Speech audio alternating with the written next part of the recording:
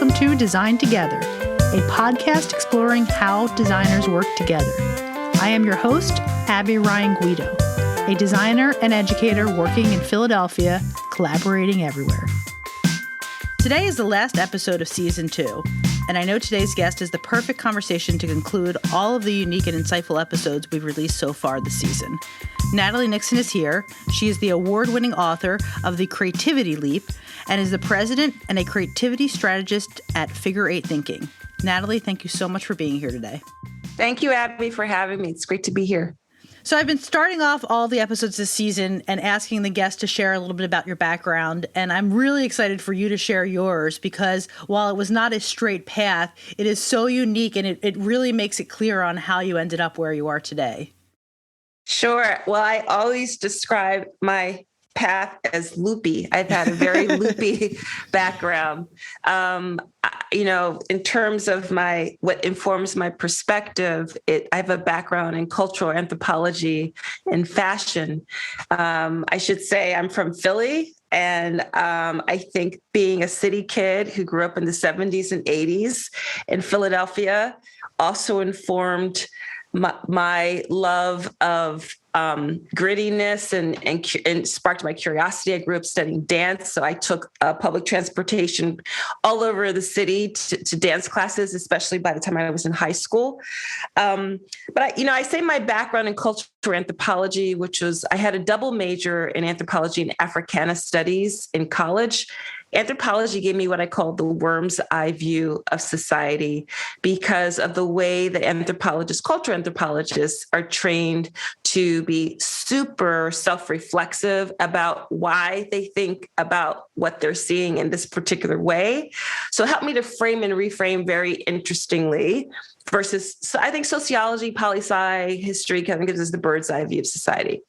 Fashion is something I got into out of need. My mom taught us to sew when we were girls. And then my first job out of college was in New York City.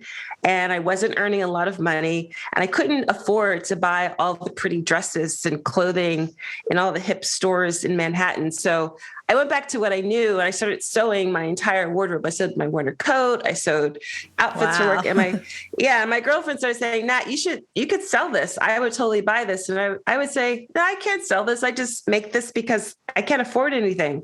And one day, I was walking through Soho, which back in the day was still very gritty and artsy.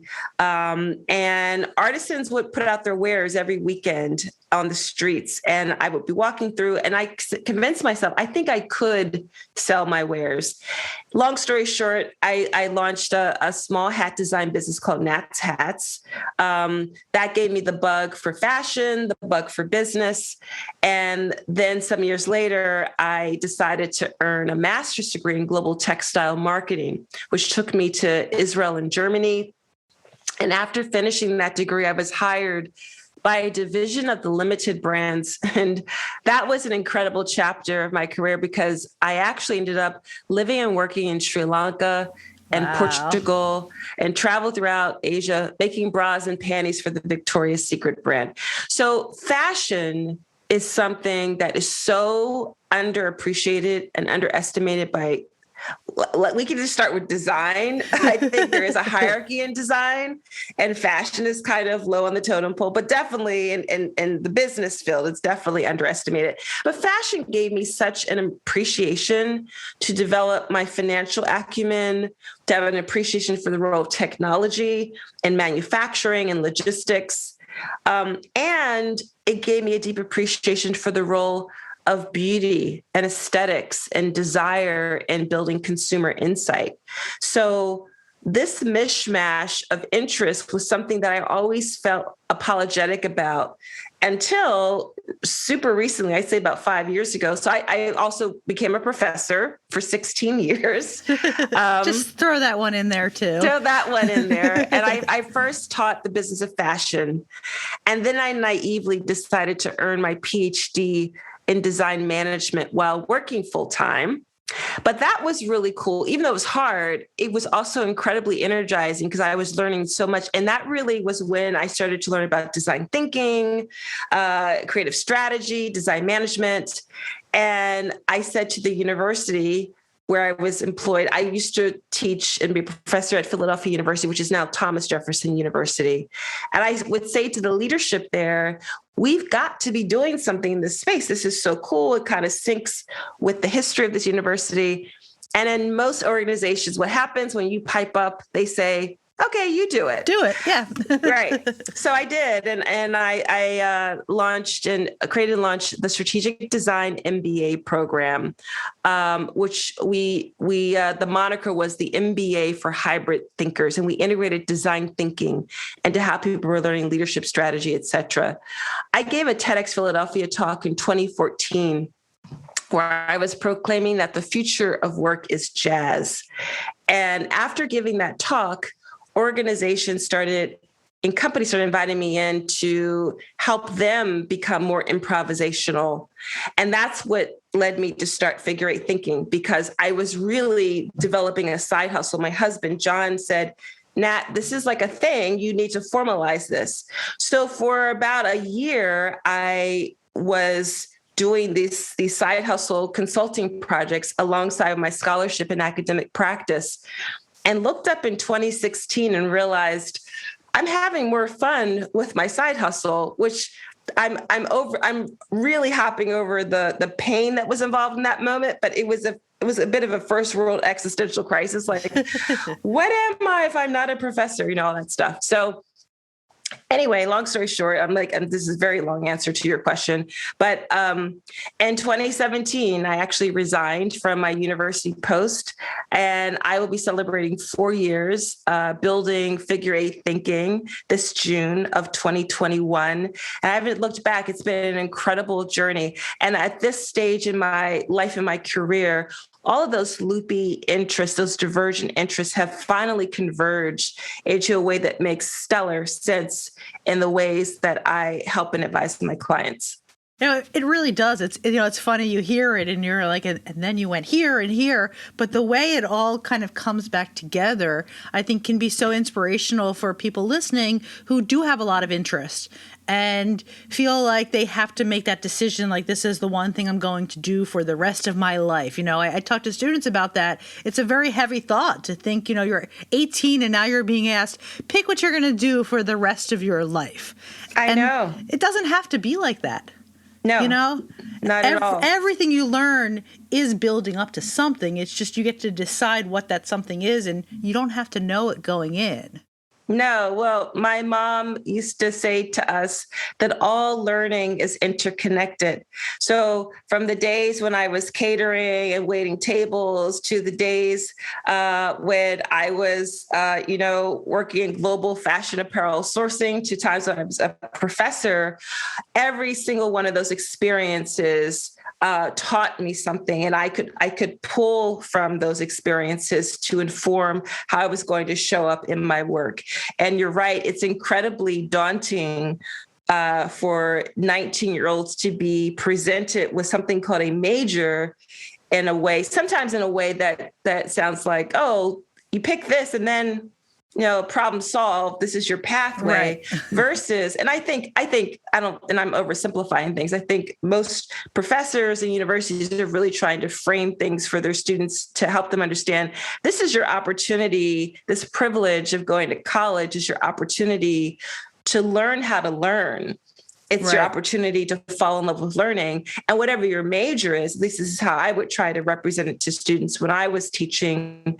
Whatever your major is, that's your particular lens. And, we can try on, I'm taking off my pair of glasses right now. We can try on different pairs of glasses all the time to get a new perspective. I love saying it that way. Great. Well, I want to jump right into it. And I'm going to start off and ask you, what is the creativity leap? Can you share that? Yes. So the Creativity Leap is the name of my newest book. The subtitle is Unleash Curiosity, Improvisation, and Intuition at Work. And it's a book that is really my attempt to democratize creativity and to offer a simpler and accessible way for a broad range of people to figure out how to incorporate creativity into their lives and their work.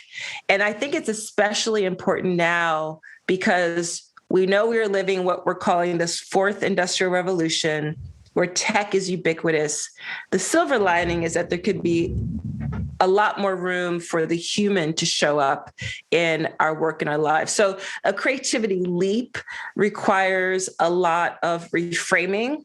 It requires first, I talk about this, I think, on the first page of the first chapter, that what I ask the question, what does it take to make a leap? You first have to identify some sort of obstacle that's in your way. And then you realize it's an obstacle that you can't just simply walk around. It's going to take a lot of kinesthetic energy to scale it. And it also requires vision, to make a leap. And then finally, it's impossible to leap backwards. You can only leap forwards. So what I am posing to people is a challenge to dredge up that vision and that kinesthetic energy that it will require, and whatever way shows up in your work, in your life, to apply creativity on a consistent basis. And it actually will help all of us to not die a slow death at work, which I think a lot of people are feeling and experiencing. Yeah, especially now. Well, yes. I love how you put that. I love taking creativity and bringing it into the language of those in business and who may not feel comfortable. How many times have we heard like someone say, "Oh, I can't draw at all. I have not a creative bone in my body." How do you overcome that when that's the initial? Because I think that is just the initial reaction of so many folks. Like, I'm not creative, I never have been, so this book is not for me. Exactly. And I still will hear that when I go into more corporate environments to advise. And here's the thing, when we hear people say, "Oh, I'm not creative because," and what follows is, "I can't sing, paint, draw, act, dance, etc." What they're really doing is conflating creativity with art and with artists. So as it turns out, artists are excellent, outstanding at manifesting the creative process. But when we only think about creativity in the domain of art, then we are ghettoizing creativity in the arts, which I don't think is fair to artists. It puts too much of the burden of the importance of creative work on their shoulders. And it's not beneficial to our society at large. There's a ton that we can learn from artists, and lots of people have written about this, in terms of the processes they use for problem solving, how it can be applied to management, to leadership, et cetera. So I think about creativity as toggling between wonder and rigor to solve problems. And if we think about creativity in that way, then it immediately opens up and expands where you actually can see creative work happening, because we are constantly needing to toggle between wonder, which is asking big, audacious, blue sky, what if questions. It's about awe. It's about pretending and dreaming. And it's also about pausing.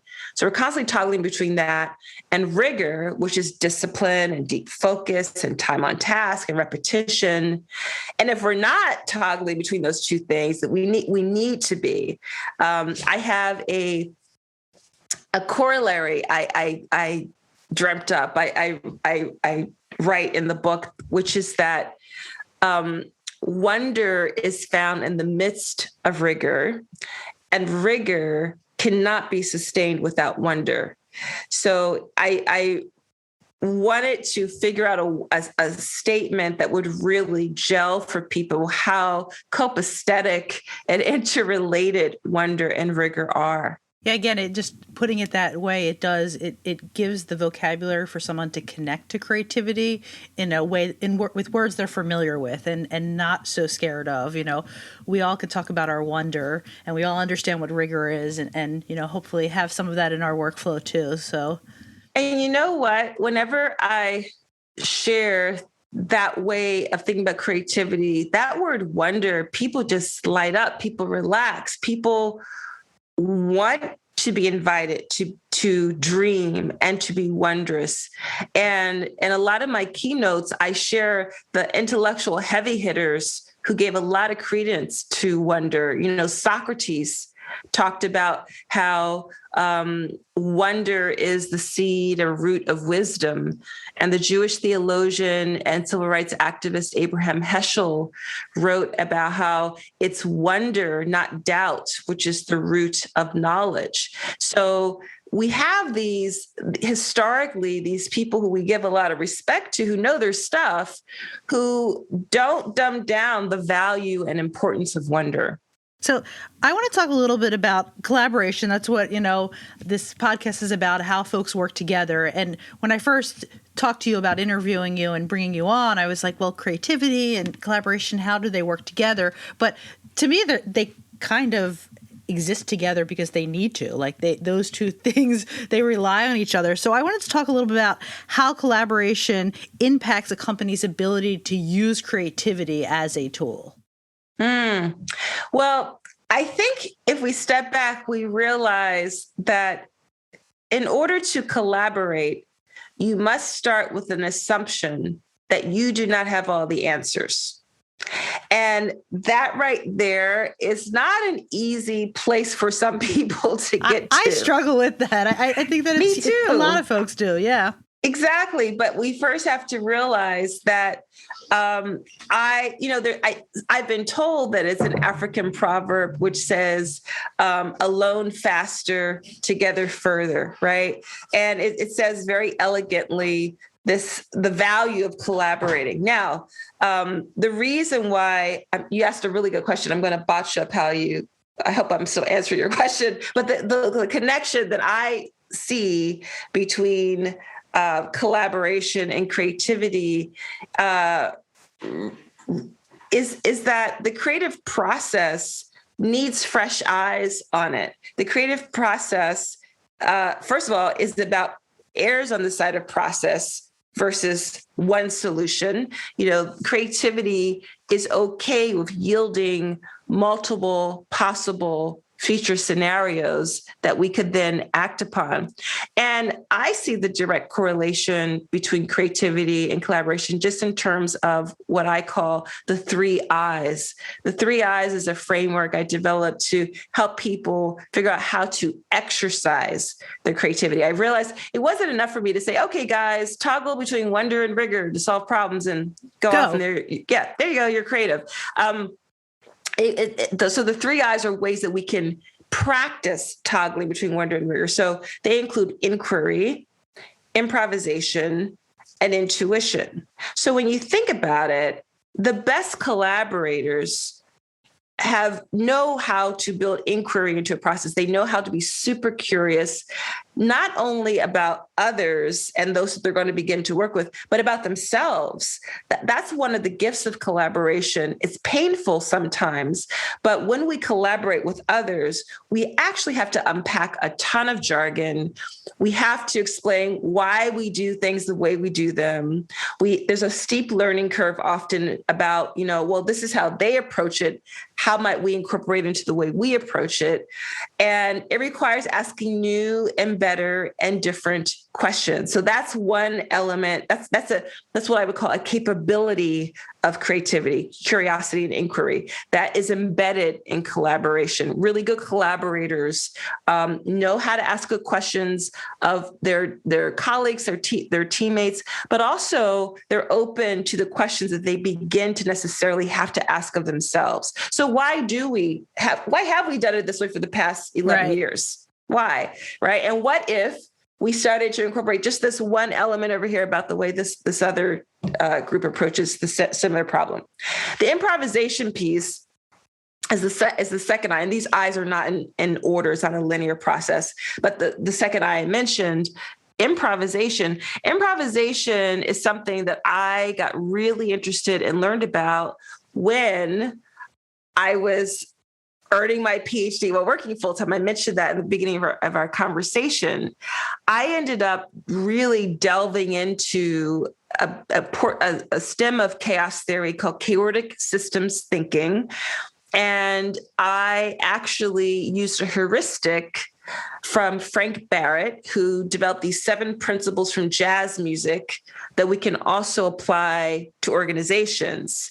And what I learned from immersing myself in chaotic systems thinking and jazz improvisation and organizational design is that improvisation is about being adaptive. It's about being emergent. It's about being self-organizing. Listen to those 3 descriptive phrases: adaptive, self-organizing, emergent, right? In the best collaboration, we need to be adaptive, we need to self-organize, and we need to let the answer emerge. Right. So one of the valuable gifts and lessons from delving into that research was that creativity is a complex system. All improvisation is a complex system. So jazz is a complex system.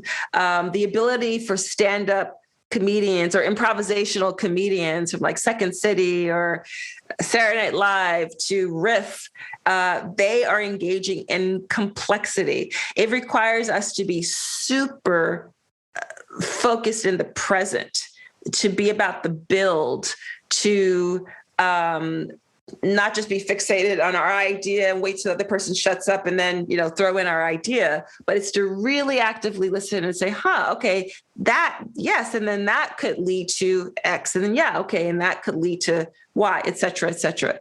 The intuition piece, I think about intuition as pattern recognition. And it's something, in my opinion, that we don't spend enough time on in crediting in terms of the role it has in decision making, partly because this is my humdrum theory, we can't rationally explain right that nudge. Yet you've interviewed a ton of people, you interact with a lot of leaders. You have probably also observed successful leaders will reference in their origin stories all the time moments that intuition drove them to a critical, Absolutely. Right? Something told me not to do the deal. Mm-hmm. Something told me to work with her versus him. And so as it turns out, actually, we are hardwired to be intuitive. All of us in our bodies have something called the vagus nerve, VAGUS. And it's a nerve that extends from your cranium down through your heart into your gut. And so literally we have this internal human antenna. So when we say my gut is telling me, right? Wow. We use this language, but we can feel it, right? We in a Western society are not so good at embodying knowledge, listening to paying attention to how, my stomach is feeling fluttery, or I'm tense in my shoulders now when that person just said that, and paying attention to it. So in terms of what that's to do with collaboration, what if we had more leaders who would just do a pulse check and say, how are we feeling about this? What's right. Let's literally do a gut check and allow for that data to be part of how we might move forward. I'm gonna pick that right up and use that, because it is, I think that when we are deep in a collaboration and we're in some type of brainstorming, design thinking session, it's easy to get very excited about something. And at least for me, kind of to take off on that tangent of like, oh, this is a great idea, we're going to do it, without stepping back and asking everyone how they feel about it. I think that that's a great lesson. Yes, I agree. You talked about these 3 I's in relationship to that they're part of the creativity.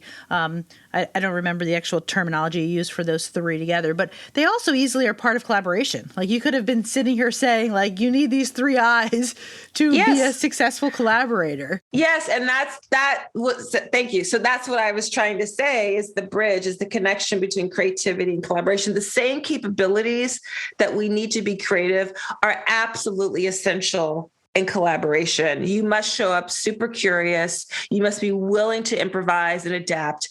And we must be willing to also invite people's intuition to be part of the conversation. As you're sharing this, you're talking about, artists kind of already have this creativity and they're used to these settings. And it's true, we're raised in this schooling of critiques and constantly all coming together and saying, how do you feel about what you're looking at?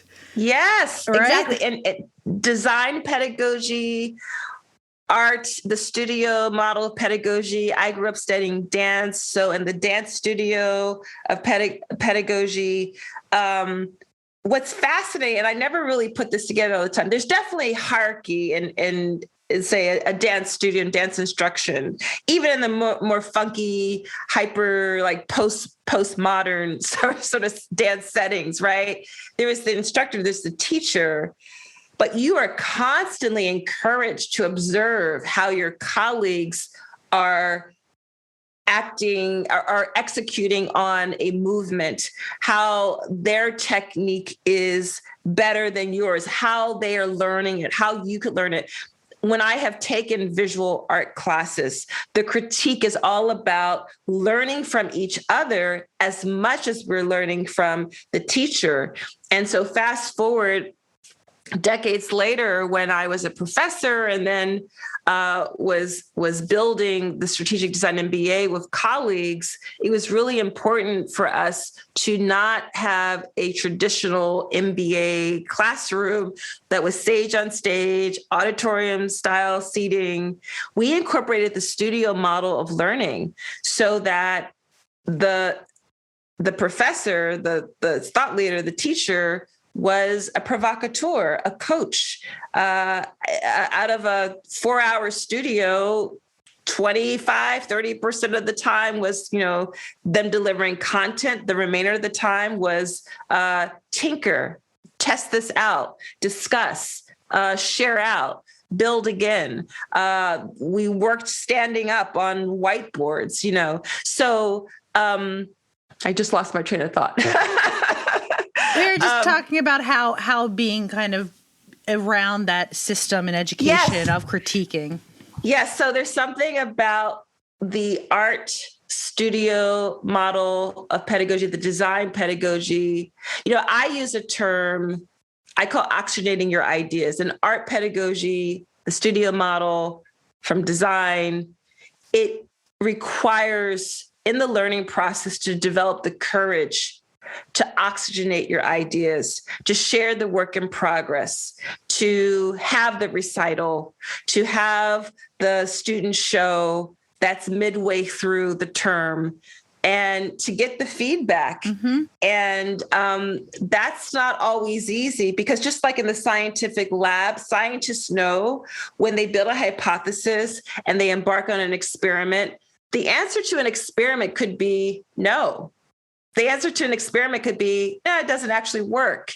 And you've got to be okay with that. Like we have an easier time accepting that in terms of the scientific method, but a harder time accepting that when we apply principles from design thinking to strategy processes, right? Mm-hmm. But we've got to understand that there's so much learning that comes with that. And that's the value of what we can borrow from the way artists and designers are educated and how they learn to, in small iterative stages, to share out their work and their ideas. Yeah, and to build on that a little bit, I talk to my students a lot about how, for me, my goal is to help encourage them to think of themselves as design leaders and not just what the next step will be, but where they will ultimately, what is that kind of dream and how can they help, lead the future. And I think part of that for me, as you're talking about this, is exercising what they've learned in the critique when they do move into the corporate world and are in those conference rooms. And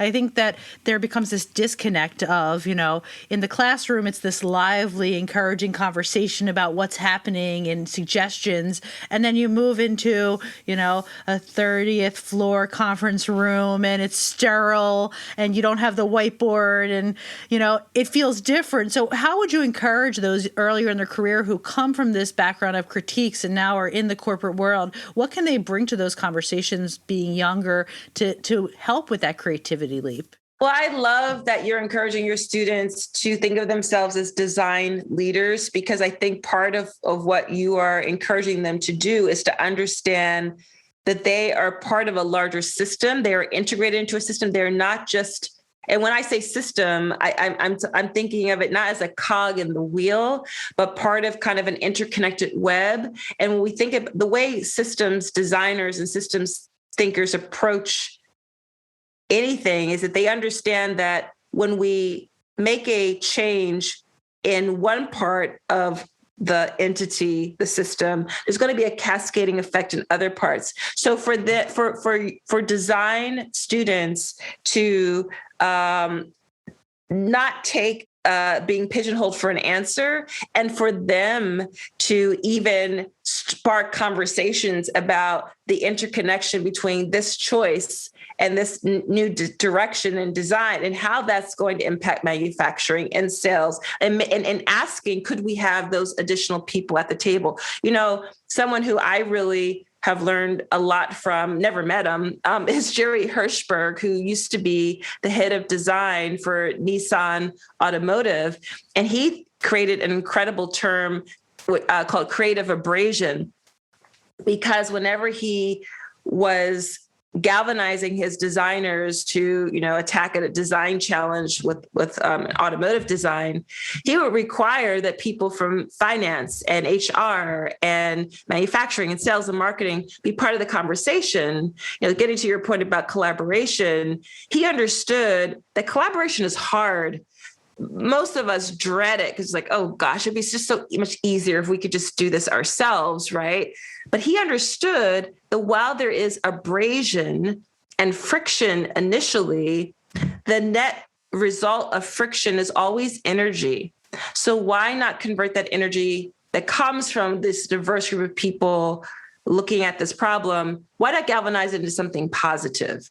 So I would really encourage your emerging design leaders to take notes from Jerry Hirschberg and to be the leaders who invite others into the process. I think sometimes, because so often designers feel like they are not invited to the table, there is this horrible catch-22 where there's almost like a chip on the shoulder, like, okay, well, then we're going to be over here and we are going to just do our thing because you guys aren't inviting us anyway. But what if designers, made the bigger step of saying, it's cool. We like to actually have you guys be part of this, be the ones to open up the invitation for collaboration. And the results will tell the story. The results of having much more dynamic results will then spark others in the organization to say, how did you get there? Oh, that's interesting. We need to take notes from the way these design leaders are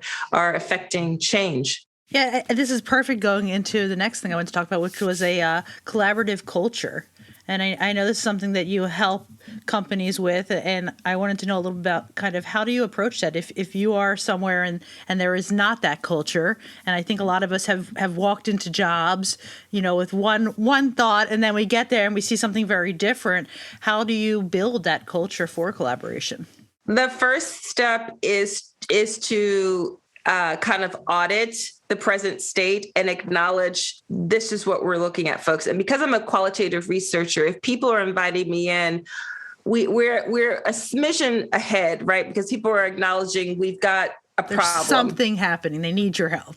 We need to address this. And they're willing to have an outsider like me who asks different questions, has a fresh eyes perspective to indulge them in some other questions. But the first step is, as a qualitative researcher, I do interviews. It's harder to do observational studies now during a COVID quarantine, but a lot of what I share out in that first initial discovery stage is I share out words and sentences and phrases back to them.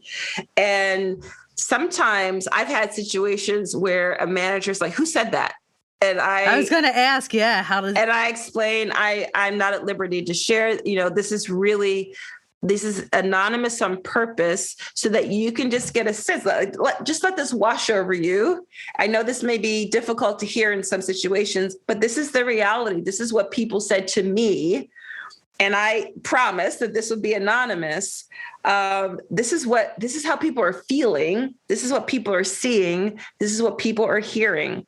And when there's something beautiful about direct actual quotes, not just summary descriptions, but that's the beauty that we get from qualitative research. I mean, quantitative research is absolutely important as well. I'm not one of those people who thinks one is better than the other. I think the best circumstance is when they can quant and qual can work integratively. Yeah. Yes. But I am a qualitative researcher. So I think one of the parts of the value that someone like me brings is that first person narrative and those quotes. So the first stage is to look the monster in the eye and acknowledge, okay, I suspected we had some challenges. These are the challenges. The next thing is it's important to identify not just leaders at the top of the hierarchy of the organization who are buying in and who will help to lead the process, but also to identify what I call emergent leaders. So people who are newer to the organization, people who are younger, people who may be new to the organization but tenured in another company and have that fresh eyes perspective. People, even a couple of naysayers who can often make my job hard, but I always know that we're making progress when a naysayer starts to pipe up with, well, that will never work, or we've already tried that, or whatever the snarky remark is. And it's not me who is trying to redirect them into a new way of seeing things. It's one of their colleagues, right? That's when we know there's been a transference of this new way of thinking and approaching. And my goal is to not give people fish. It's to teach them to fish. It's to teach them to incorporate this way of working and thinking. So the process is really after assessing present state, it's to be incredibly audacious in the envisioning of what we might be. And then we apply rigor. So that was the wonder part. Then we apply rigor and goals are dreams with deadlines. We've got to prioritize. And I recommend that you only focus on 2 things.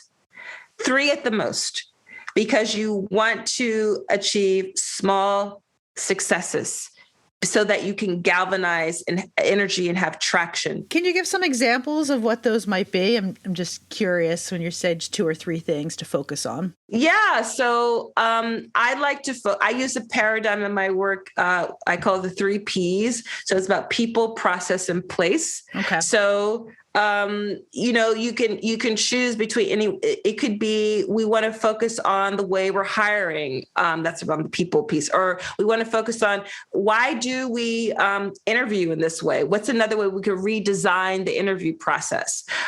Process might be about meetings. What's another way we could redesign the way we meet? Let's prototype meeting in a different way. Meetings are artifacts of organizational culture, and they say a lot about leadership. They say a lot about what's possible, and they are a node in the process of anything that will eventually dictate the outcome. I was talking to a friend the other day who works in financial services, and she wants to bring me in to do some kind of org culture work. And she said, Natalie, it's fascinating. This is a culture where no one will take ownership. People will kind of nod and but no one will actually say, okay, I will take care of that. And what's the root of that? That's an emotional rootedness of lack of trust, that if I put myself out there and I say, I will handle this, I will manage this, I don't really feel like there's a safety net there. So a lot of my work is kind of delving below just the surface functionality of what we do every day, what we deliver to our clients, but what's really driving us, and what isn't present to drive us, what's on the emotional level. Organizations are organisms, and as such, organizations are dynamic. They are fluid, and they are made up of humans we are driven by emotion, and we are driven by emotional needs. And the sooner that leadership embraces that, productivity will just skyrocket, because people as humans need to feel seen, heard, understood. That's all really great. I want to know a little more about when you start recruiting folks in a company to kind of be part of this, change group, let's say, the folks that are going to be the voice and reinforce some of what they're learning. Do you work with them individually? Do you bring people in as a group? How do you talked about, I always think about that, the person that's hard to change, the one that is always saying, we tried that, it didn't work, so, we're moving on. Do you like to work on them one-on-one? How do you actually encourage them? How can people help people they work with that have those types of issues? Yeah, I try to understand what their experience has been, who they are, because as it's often, sometimes those people are more tenured. They have kind of an attitude of been there, done that. And seeing them as a human being, there's a need that is not getting met for them. Maybe they don't feel acknowledged. Maybe they don't feel appreciated. Maybe they don't feel seen. Maybe they feel like they've tried to contribute in the past and it was just kind of glazed over. Maybe they're going through a really difficult time with a partner or a family member, and it's kind of spilling over into work. And the only way I can know that is by having conversations with them and showing curiosity to them. It's amazing how far curiosity will take us. Often people are not asked their opinion. People are not asked, why do you think about it in that way? So what happened when, it went wrong, XYZ? And just being heard, in my experience, helps to build trust. Yeah. And I think what you just said, anyone can do. I was reading, have you read Leading Without Authority? Can't think of the author. It's great. And he talks a lot about that, about how to kind of bring the folks that, you might be looking at as being, the difficult one on the team. But how important it is to show empathy and to kind of find out why. And I think we get kind of caught up in the movement of something. And especially if someone has been kind of, become that person always, and everyone kind of always looks at them as being, oh no, so-and-so's in this project. Like, you kind of give up on trying. You kind of feel like there's no point. But I'd like to encourage everyone to, look at that as a challenge to overcome and figure it out. And bringing empathy to it first is what I always say too. And yes, and the precursor to empathy is curiosity. We actually can't be empathetic to that grumpity grump person if we're not even curious about why are they feeling that way, right? If you can't even frame the question, you'll never be able to build empathy. So that's why I really go back to the curiosity piece. I love that. Something else, and we have a little more time. A little bit about asking the right questions when you are collaborating. And we talked a little bit about that when you got into inquiry and why it's important for creativity. But is there any advice you can give to someone about how to develop their ability to ask those right questions, or not right, I want to say better question, how to ask the question that will help the team and help things move? So I am a big fan of Warren Berger, who wrote a book called A More Beautiful Question. It's followed up by a book called The Book of Beautiful Questions. And I first really got enchanted by Warren Berger's work because he distilled a framing of question asking in a way that really mapped very nicely to the process of design thinking. And design thinking really is about a diverge, converge process, and then start getting tactical.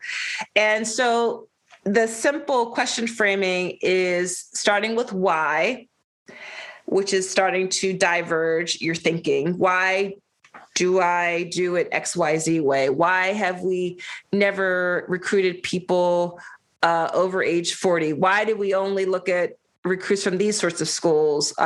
Why do we not market to the Southern Hemisphere? Why? Then he advises you ask, what if? So really blow it out the water. What if we started to a portion of our recruits only have high school diplomas or GEDs and an incredible work experience and life experience? What if we started to recruit from Brazil? These are those questions I would always start like, okay, everyone, I'm going to say something really crazy, but just bear with me for a second. And I think that's a great way to temper it. I love that. I think that you do have to sometimes temper and prepare people, because sometimes you actually get buy-in better because they think you're really going to shoot much higher. And then they're like, oh, okay, that is kind of an audacious question, but yeah, I could get behind that. And then finally you start to converge into asking how. So how do we begin to do that? So I love that framework. And I think it's one that we have to start with possibility. We have to start with this, well, actually asking why, starting with kind of the self-reflexive, self-critique work. Then we have to really invite possibility and then get down to brass tacks by asking how. I just ordered the book myself after reading about it in your book, so that will be on my list to read. So the last thing I wanted to touch on quickly was a little bit about the MBA program. You know, I myself have my MBA from Fox School of Business, and I love how you're talking about kind of bringing the creativity model and some of what's done in the studio classrooms into the MBAs. But I want to talk about the other way around, and is that what we can take from MBAs and bring back into the design classroom. Because one thing that struck me was the collaboration. You know, the program I was in, I don't think I had a class. When I was thinking about us talking today, I was like, I don't think I had a class that didn't have a collaborative project. Like, I think every single course I was working with my classmates in some fashion. And at least in graphic design, that has not totally been brought into our classrooms. It's been very much about, you know, you're critiquing, so you're working together in one way, but then when you're working on your project, it's just you. And I wanted to hear your thoughts on that. I think that's a really great point. I love that you're posing that we look at it from another direction. And the other thing that's important that I don't know that we always do in schools of management and business is teaming has to be taught. And that's something we learned at Philadelphia University when we did this experiment of going from a university consisting of 6 schools, the university consisting of 3 colleges. And I started team teaching a lot more, as well as having very interdisciplinary sorts of classes. And we learned very quickly, you can't just do like a quick Myers-Briggs profile and say, oh, okay, I kind of think that these groups of students will work together. There are competencies involved in teaming, and they are a lot of what we unfortunately call the soft skills. But now we know that in the future of work, these soft skills will be absolutely essential. But teaming has to actually be taught. And I do think that you've hit on something that may be the missing link to why sometimes, not all designers, but some designers get into these more corporate environments and have difficulty emerging as leaders because they haven't been required to get buy-in and negotiate and anticipate what someone else will need from them. At the same time, great design pedagogy is always reminding students that at the end of the day, you're not designing this for yourself. You're designing the experience, the process, the product to improve the lives and the conditions of others, the experiences of others. So the more that design students and design pedagogy can be structured in a way where you're required to work with others to improve your craft, improve your technique, gain insight about if this matters or not. And if it doesn't, then I kind of had to scrap it. And just because it looks beautiful to me, that is the difference between art and design. Art and design are 2 very different things, right? There is a commercial driver to design, which design is unapologetic about, and that's cool. Art does not have to. Art is done often to provoke. Art is often done for the self-expression of the producer of the art. Art can often be for the purpose of politicizing a cause.